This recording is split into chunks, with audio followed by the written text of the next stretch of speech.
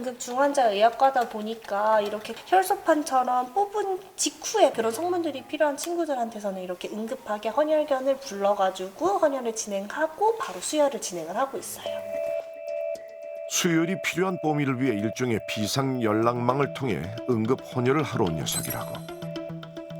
무엇보다 현재 뽀미에게 필요한 혈소판은 갓 체열한 혈액에서만 얻을 수 있는 만큼 만약 오레오가 없었다면 이 위기를 넘기기 어려웠을 거라는데, 그렇게 생명의 은인과도 같은 오레오의 혈액에서 혈소판을 분리하는 작업을 거치고 이제 남은 건 시간과의 싸움이다. 혈소판을 받자마자 서둘러 응급센터로 달려가는 수의사.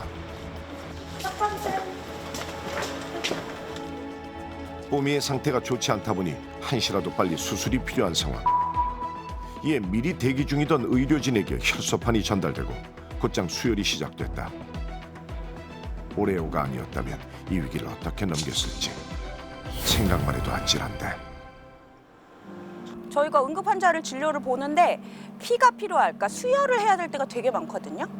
수혈을 해야 되는데 항상 피가 모자라요. 그러니까 그런 것 때문에 혹시라도 환자들이 위험해지게 되면 너무 저희가 힘든 거예요. 그렇게 헌혈에 관심을 갖다 보니까 우리나라는 근데 헌혈이 아니라 공혈이네.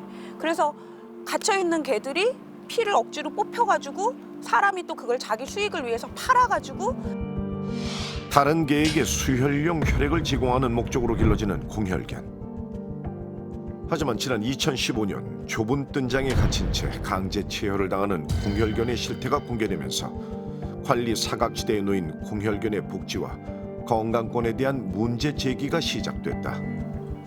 아픈 개들을 살리기 위해 또 다른 소중한 생명이 희생을 강요당해야 하는 아이러니한 상황에 수의사들 역시 대안을 모색하기 시작했다는데, 이게 지금 문제가 있는 시스템이라는 거를 인식은 하고 있다는 거예요. 결국은 궁극적으로는 이 헌혈량을 계속 늘려서 이 헌혈로도 충분히 혈액 공급을 할 수 있는 방향으로 가야겠죠. 수혈이 시급한 응급 환자들에게 원활한 혈액을 공급하기 위해 공혈견의 희생에 의존하기보다는 반려견 보호자의 자발적인 헌혈 비율을 높일 수는 없을까? 한현정 수의사를 비롯한 의료진들의 고민과 노력 끝에 지난해 이곳 대학병원엔 아시아 최초 헌혈센터가 세워졌다. 한현정 수의사와 같은 뜻을 가진 반려견 보호자들이 자발적인 헌혈을 위해 이곳을 찾고 있다는데, 오늘 두 번째 헌혈을 위해 병원을 찾은 둘리처럼 정기적인 예방접종을 받은 2살 이상 8살 이하의 건강한 대형견이라면 누구나 헌혈에 동참할 수 있다고.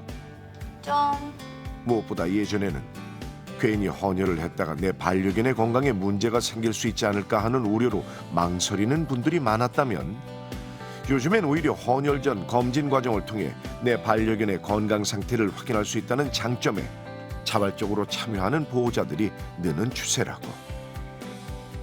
헌혈 한 번으로 무려 4마리의 소형견들을 살릴 수 있는 데다 공혈견의 부담까지 덜어줄 수 있으니 앞으로 둘리처럼 자발적 헌혈에 나서는 대형견들이 많아지면 큰 도움이 되지 않을까. 그리고 이제 혹시라도 우리 둘리가 나이가 먹어서 이제 아플 수도 있잖아요. 그랬을 때 그 헌혈증이 있기 때문에 그걸 쓸 수가 있거든요. 그래서 자기 혈액형도 이제 응급 상황에는 이렇게 하니까 너무 좋은 것 같아요. 기본 건강검진 서비스는 물론 헌혈증이 있으면 응급 상황 시 수혈을 우선적으로 받을 수 있다는 것.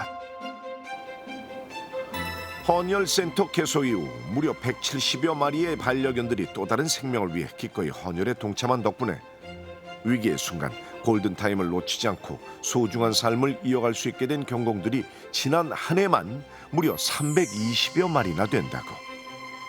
너무나 고마운 일이다.